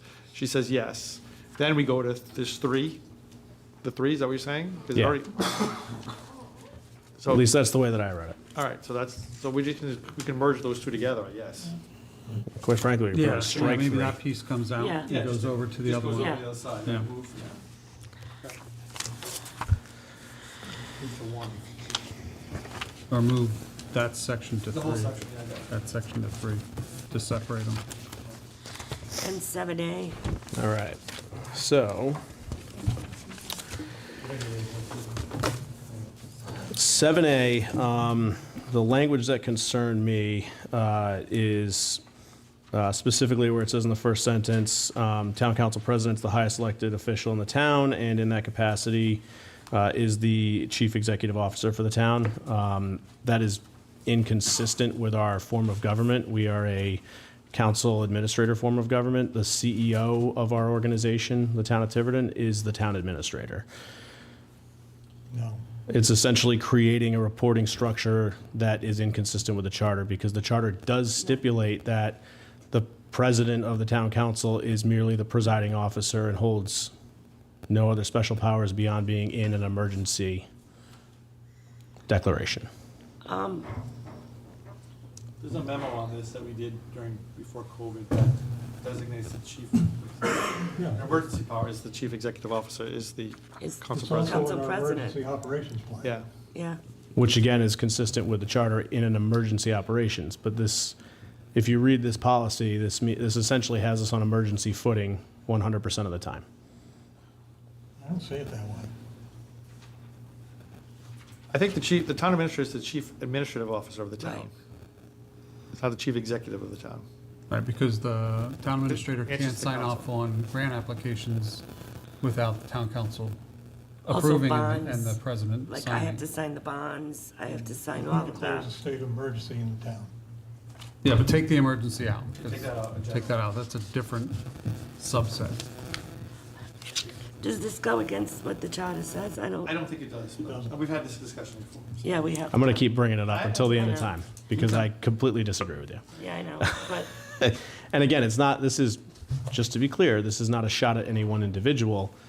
This is me looking at it holistically, you know, what happens if the town flips, like the council flips, all of us aren't here, we get some new group that comes in. Generally, in But the administrative president- government, the town administrator answers to the council. Like, the town administrator is your administrative officer Right. when the council's not in session, basically, and has the same powers, other than what's in the charter, to be the chief administrative officer of the town. Deals with personnel, blah, blah, blah. That's an administrative officer. It's different from an executive officer. Executive officer can bind the town. Chief executive, the town administrator can't bind the town, at many instances, without authority of the council. That's why the administrator must get the approval of the contracts, labor contracts. So let me ask you a question. Because again, we're designating the town council president as this person who would sign these things. Let's say, again, I'm not wishing anything bad on you, Madam President, but let's say She wins the lottery. she wins the lottery, or she gets into an accident, right? And now she can't be. Lottery sounds better. Yeah. Jesus, But now she can't be here at the council. the vice president would do it. The vice president is the chief executive Or a officer. designated person. Yeah, until Or such. I can designate someone too. So let's say she's not here, so it automatically goes to the vice president, but at our next meeting, whether it's a regular Well, or a how long special am I meeting. gone for? That's the question. Let's assume You went on a round-the-world cruise. Yeah, you won, you resigned because you went on a round-the-world cruise because you just got $1 billion in Okay. She lottery. didn't resign because she's. No, well, in this example, she wouldn't have resigned. She No, just no. hopped a flight and took off. Okay, yeah, so then Yeah. it goes to the vice president. We don't know when she's coming back. Yeah, then it Right. goes to the vice Then president. it goes to the vice president. And then, This is after the party. this happened when I got sick once though. Yeah. Vice president, something happened, and then they asked me, who would you like to take Oh, over? something happened. Yes, yes, and it was around COVID and Well, see, I think It's not that piece goes to the other one that we talked about the before. emergency. No, that piece goes to the other one we talked about before, that Senior the person. senior person leads the meeting Yes. where the council members who are there decide Decide. who is the presiding officer until such time. And I spoke to the senior Is that per person that meeting, or time is and that said, carry could you over? No, that do would be, something? until, so if, I think it contemplates two things. One is, what happens if neither one of us are at a meeting? And who presides at that meeting? But it also contemplates if we're I go on both a out of cruise. action for whatever reason, You and I go for, on a for a cruise. period of time, different cruises. I'm on the non-smoking cruise. But if let's say we're out for 2 months and we just can't make decisions, anything like that, then that other process says who's ever, that senior person presides over the meeting that decides who sits in the presiding officer seat for that period of time. All right. We're gonna move on? So, can I just ask one more question here? Because again, if you look at the charter in section 404, it says the president shall preside at the meetings and shall have the same rights as any other member.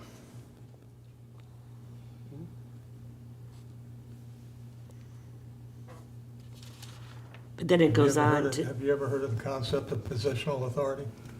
but then it goes on. But again, this is my question, is we are all, according to the charter, we 7 constitute the board.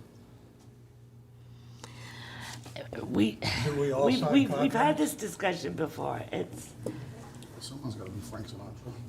yeah, someone has to, be there if the town administrator wants an opinion and they call the president and say, this is what's going on. Do you want to call an emergency meeting? Do you want to have me look into this further before we bring it to the council?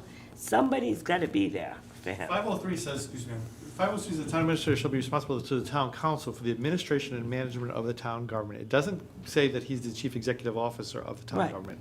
It says charge of the administration and management of the town government. That doesn't necessarily mean chief executive officer. So because we're a municipal corporation, on the corporation side, you have a board, the board elects a chair, and then you have a chief executive officer, which would be akin to the town administrator. It could be akin to the town administrator, but in this case, it doesn't say it. And in our EMA plan and in the statutes that we did, it clearly states that the council president is the chief executive officer. All right, so we've had this discussion, and the council wanted to stay with the way it was, do that, because John's going to keep bringing it up. And so, I'll stick to the argument I've made. all right, so we're going to leave it as such, because that's what we decided twice now. This is the third time. 3 times. Well, this is the first time that we, as this council, has decided. No, we've discussed this once or twice now. We discussed it both times when it came up and made reference in the administrator's contract, and I asked to remove that footnote. All right, so. But not in the context of the governance Does anyone policy. think that that should be changed? Anyone want to make a motion to change it? I mean, sure, and it's going to fail, but it's actually not Well, I probably know, going to but get a we can second, but yeah, I'll make the motion that we remove that language in section 7A. Do you have a second? It did fail. Yep. Okay. All right, where am I? We'll make those changes, bring it back to you guys. Thank you. And you're going to get me criteria for certain boards' preferences. Yeah.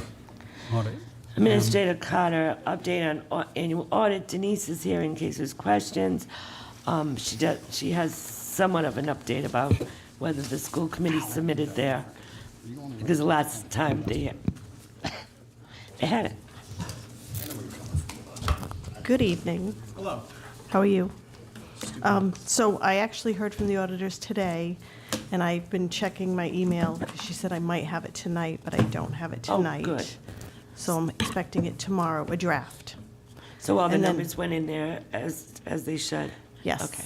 And generally speaking, I take a couple of days to go through the Yep. draft and I'm waiting for Dave Robert to get back because he usually supplies the photo for the front. And the extension was never given, the second extension, No, because he does the not the give new second Auditor extension. General is not giving So new we extensions. were late submitting this. Yes, one extension and then, prunt, you're late. Okay. Any questions for Denise? No? Thank you. I tried to tell her she didn't have to come, but thank you. Wish I'd been paying attention, I would have moved her way up. Administrator Carter, update on landfill. The landfill grant is still tied up in red tape right now, but there has been some movement on it, and hopefully we'll have some answer by the end of the month. This was one of the reasons why I canceled the casino meeting, because we need that money to close the landfill, some of that money, but if we get the grant, then that money will be available. The last time I talked to Chris and Patrick, they were hoping to hear by the end of March. But there's a lot of things going on. So, what are the things? I mean, is it It's- strictly red tape? or- No, it's not approved yet. It hasn't been It's still not approved yet. approved. It still has not been. That's a USDA grant, correct? Yes. We could still possibly lose it. The person, we understood that we were gonna get it. There was change of hands going on, and it kind of got tied up because of that. And the final stamp was never done, and there was change of direction in authority up there, and there's a lot of, I know Senator Reid is also involved in it now. And, So the person who was our regional contact got promoted to a Yep. different position. yep, And because of that, the people who were left over were not as versed on the grant, and so they've been delayed in getting the approval to us.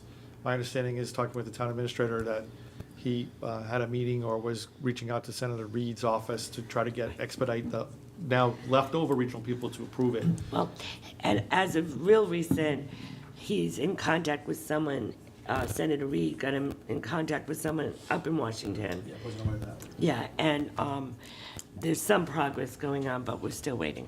And this is how much? This would be 2 million. There's still a good chance we're gonna get this. It's just, Well, we may get it all, or we might get some, or we might get none, I take it. it's bureaucracy, and that's what happens. All right. Vice President Burke, discussion and possible vote for appropriate action regarding recreational parking as part of the Pond Bridge replacement project being done through RIDEM. So this came up at the last Harbor Commission meeting. I was a little late to it because I was bouncing from the Rec Commission to the Harbor Commission. I'm going to ask Mr. Kalinowski to come on up because he can explain it better to me. But this, you have a map showing where we're talking about. It's the bridge at the bottom of Nanaquaket Pond, where there's a fish ladder in the lake. It flows out on the bottom end into, I'm looking at something totally Almy. different. Yeah. It's the one that looks like this. Yeah, I know, I gotta get to it. So, and there's, that bridge is being redone, and the concern is losing several parking spaces that kayakers and canoeists use. And Mr. Kalinowski, if you can just introduce yourself, your name, where you're from, we won't hold that against you. Sure, my name's Mike Kalinowski. Can you pull the mic closer to you? Thanks. Sure. My name's Mike Kalinowski. I live on the Little Compton-Tiverton line on Francis Lane in Little Compton, right by the bridge, not far from Nanaquaket Bridge. And as Mike said, I came because I went to the Harbor Commission meeting last week, and Bruce suggested I come and speak with you folks about a concern I have about a potential loss of parking on the Almy Creek Bridge on Pond Bridge Road. As Mike mentioned, there's a plan in place to replace that bridge, tear it down, rebuild it, and widen it by 8.5 feet. And I mean, I'm sure that's very necessary. The bridge is 80 years old. I'm not here to contest any of that. But there's a very nice parking strip, a long, narrow parking strip on the southwest side of the bridge. It's about 1 car width wide and maybe 5 car lengths long. And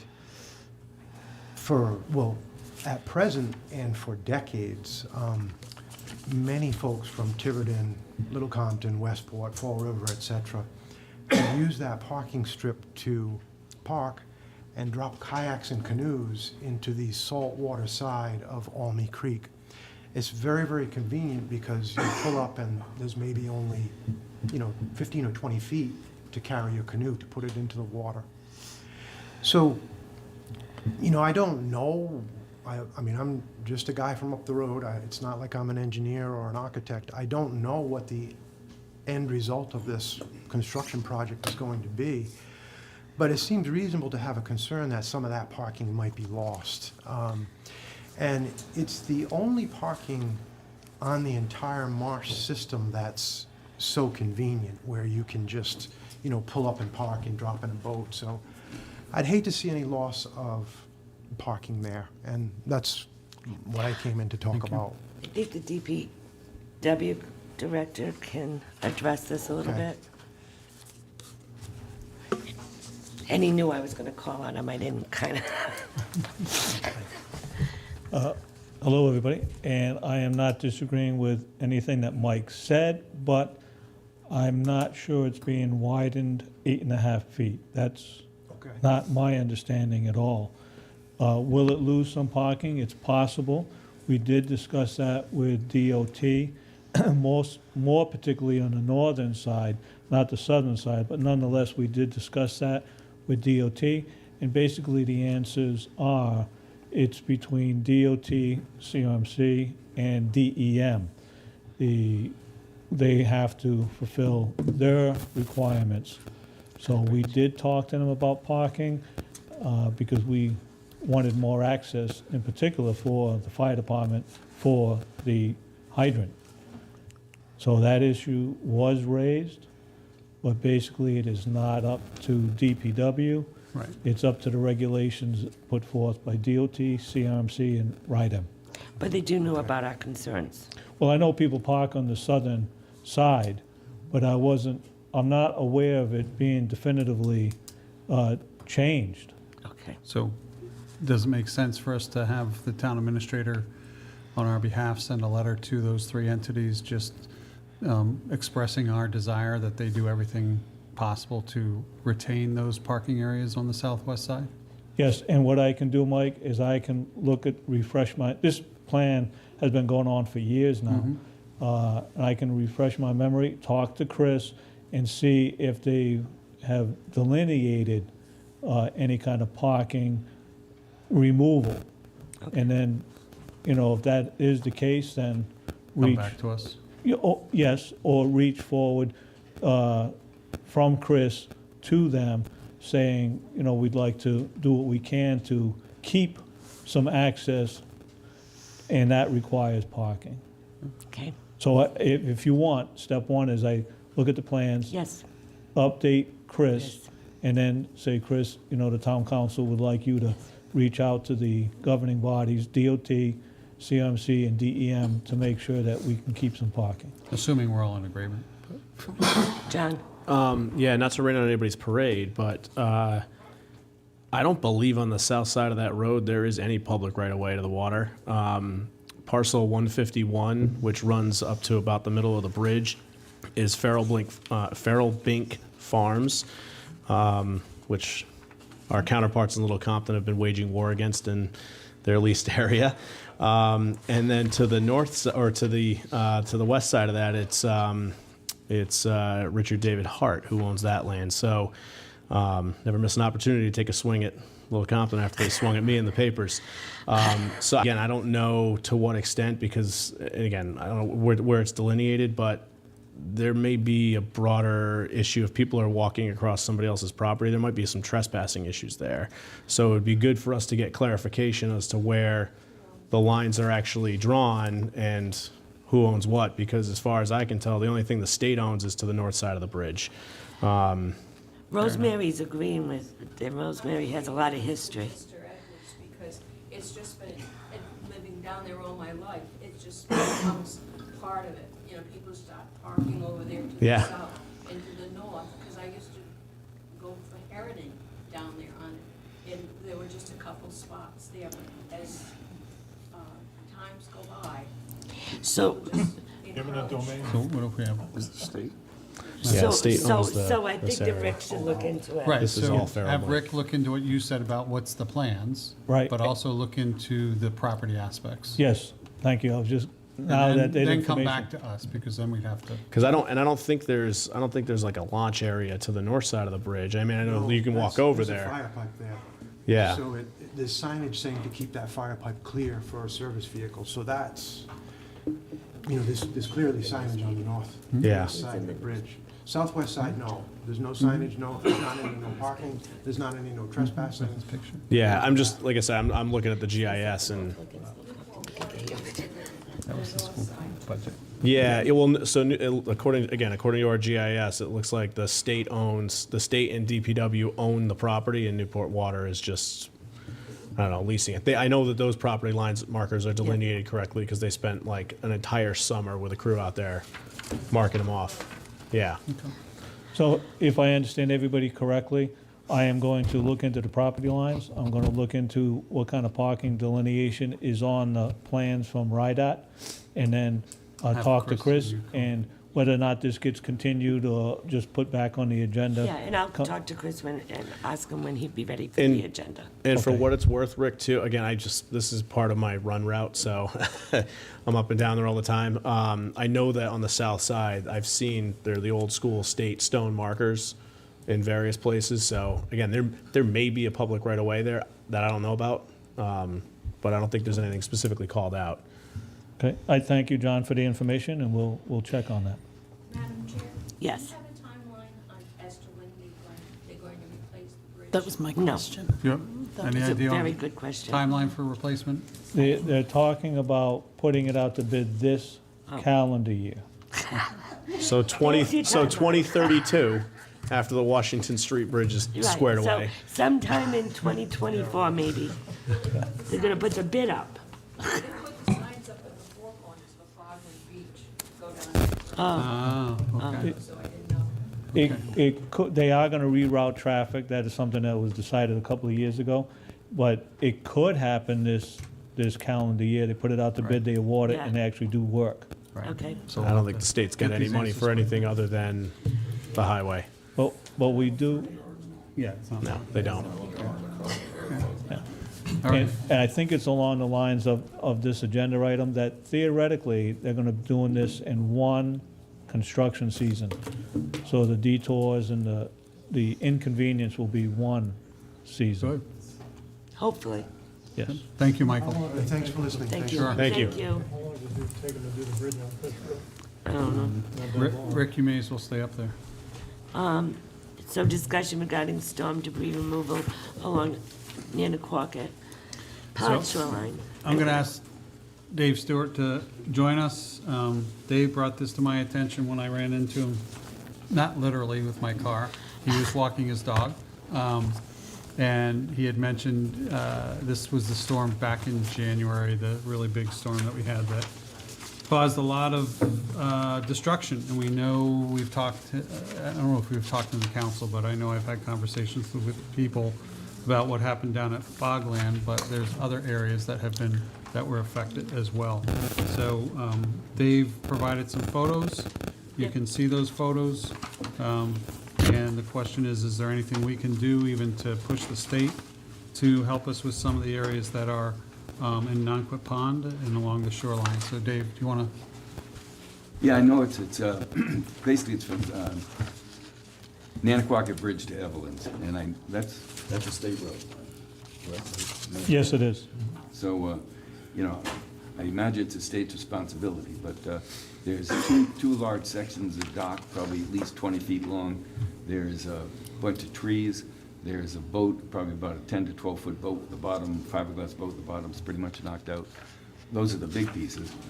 There's just, after those two storms, just, a lot of damage everywhere. Obviously, Grinnell's beaches, really trashed.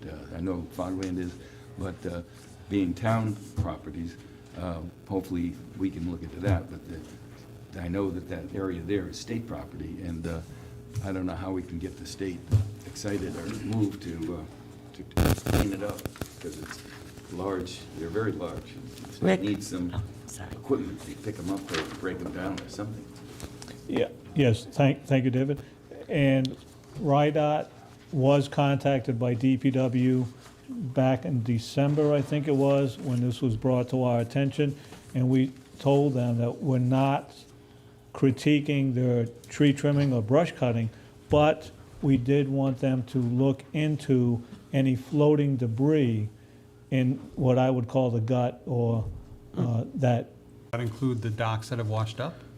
No, if that would need to be addressed, then we can reach out to DEM or CRMC, because it's my understanding RIDEM would not, that would not be in their purview. No. But Madam Chair? If so instructed, we will do so. See, these are two separate issues in a way. After I walk my dog every day around that place, and when they trimmed all those trees, they just came through. This is the gut, and they just knocked them into the thing. And so I sent a note to everybody, and but eventually those will, I guess, kind of go away. But my main concern is the west side of Main Road, where it all came across from Nanaquaket. A lot of the people had docks, and I don't know where all the stuff came from, because there's boats there, and I know that it's just beyond, I don't know if Rick has the kind of equipment to get those docks. Well, that's state property, right? And that's state property to begin with. Madam Chair? If I may, I'm a little unsure whether we're talking about, with the floats, whether we're talking about Nanaquaket Pond or the gut. We're talking about Nanaquaket. I have pictures here. If you go down, it's on the west side of You can take it. Main Road. Thank you. Well, The west side of Main Road. I'm going to let you talk in a minute, John. Nanaquaket Bridge in Evelyn. Can I make a suggestion? Well, first off, I think the tree on Grinnell's Beach is pretty cool. We should probably leave it. Tongue in cheek, of course. I think it's kind of cool. No, but DPW is going to. DPW is going to get that. As far as But that's town, so that's. Yeah, so we're going to take care of that. as far as the state stuff, I feel the need to remind the rest of the council that my father happens to be our state rep, and he's like number 3 in leadership. So we could probably move this along a little bit quicker if we just had somebody, be it the administrator or Rick or Madam President, just call my dad, and he could place a couple of calls, and this will probably be all done. tomorrow. Well, I don't know if it'll be all done tomorrow, but. I'm just saying, like, it's just, Yeah. he's expressed to me repeatedly that if he doesn't know about these things, if people don't tell him, and so now it's come to us, like, I Well- think it's incumbent upon us to tell him so he can get to Yeah. action. Tell him I'd be more than happy to meet him. So. I don't even think you have to go that way. Okay, all he needs to do is walk along there, and it's those are the big things, but there's just, styrofoam, it's just, loaded. I've never seen anybody in there cleaning it up, so and I've lived there 38 years, so. Thank you, Counselor Edwards, for taking the words out of my mouth, because that was one of my suggestions. Good. All right, so Somebody the will plan reach out. is, Do you want me to do it? I No. will do it. No, I think it's Rick and or the council administrator, yeah, yeah. town administrator. What I'll do is, I have a list for Chris when he gets back. So but I will probably mention it to your father also, because I have to call him on something else. And I'm happy to assist with whatever information or communication But you you want. think that CRMC, Well, I would think that it would be CRMC because it's in a title area. should we reach out to them also? Just, I think Well, I think just if you go call, through Jay. just call our state rep, and he'll take it from Okay. there. All right, that's what we'll do. Okay. Thank you.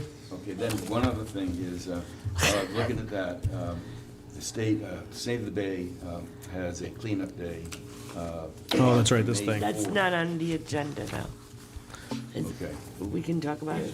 Yeah, you can make an Okay. announcement. You can make an announcement. an Make the announcement, okay? May 4th, I mentioned it to Stu, May 4th, the Save the Bay has designated Tiverton, Nanaquaket area and whatever as their cleanup focus. Oh. Good. So it'd be nice if somehow we could help capitalize on that, maybe we could get some help cleaning up Grinnell Beach and Fogland, in coordination with them, because they know how to do it, they provide gloves, they provide bags. Yeah, we've done it with And, them before. Dave, was that after the last meeting you were going to reach out? Is that why? May 4th. And, Now, as far as Grinnell Beach and Fogland, Chris did assure us that there will be cleanup there once the weather allows. It'll be soon that you'll clean up. Yes, the it's areas. on, what hasn't been done so far is on the work list. There's not a lot of debris, to our knowledge, At on Grinnell's. Fogland. Well, Fogland Beach, yes, but the parking lot we've already done, but not to the west side beyond the gate.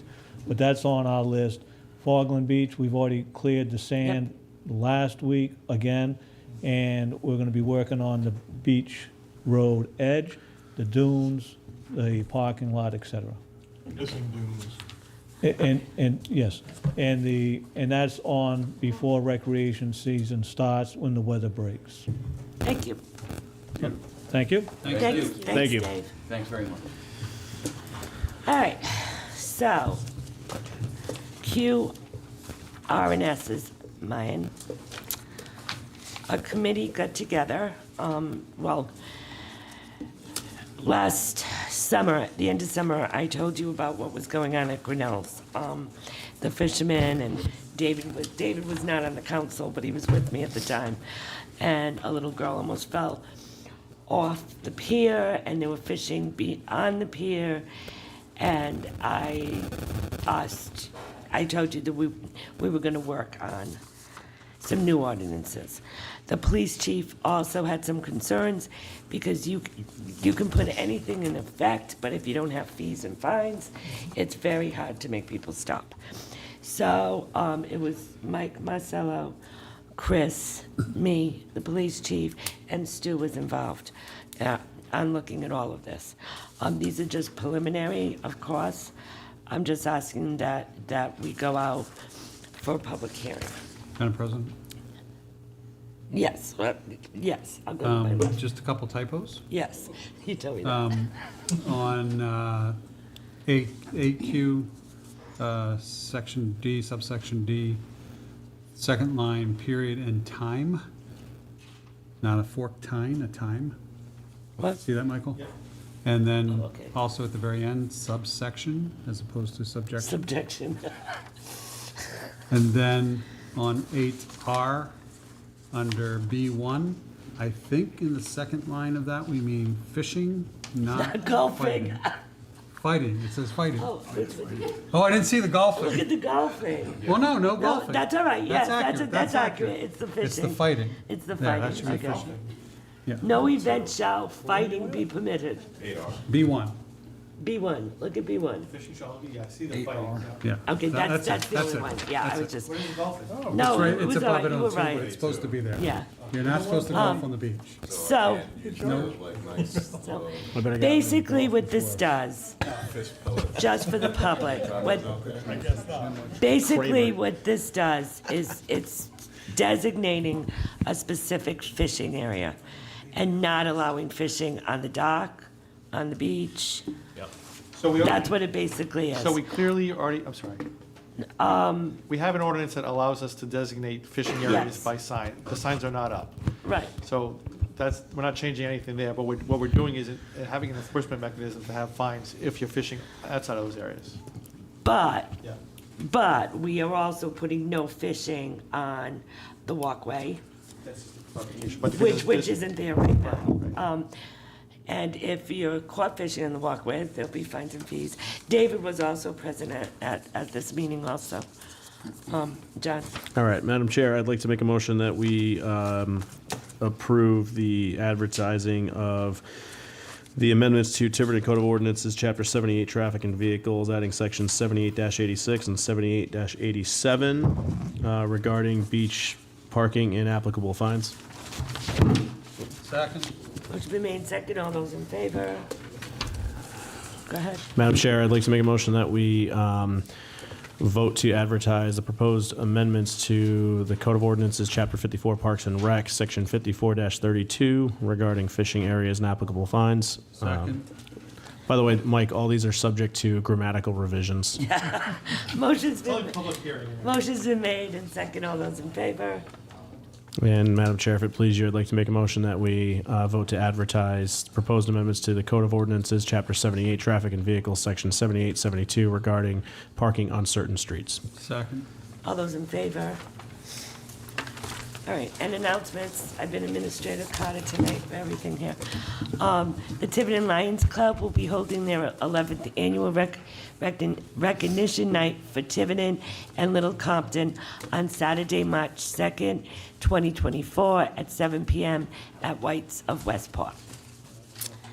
Okay, I'd like to entertain a motion to go into executive session. Council President DiMadeira / Administrator Carter, Rhode Island General Law 4246-5824, any investigative proceedings regarding allegations of misconduct, either civil or criminal, police / school department. So moved. Second.